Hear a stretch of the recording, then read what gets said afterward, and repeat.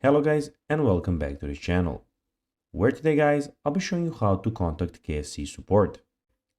Now guys, the first thing that you of course need to do is go to kfc.com and you'll be greeted by a screen looking like this.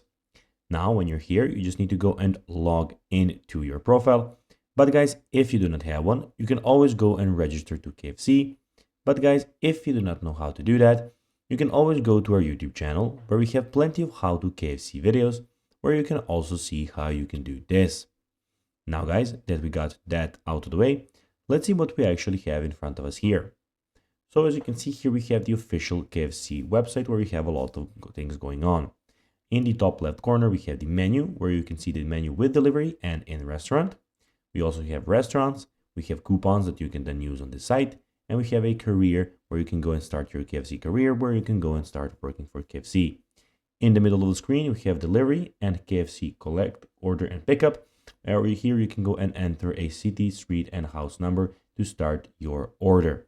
And here we have some KFC recommendations where you can go and see all of the things that they recommend.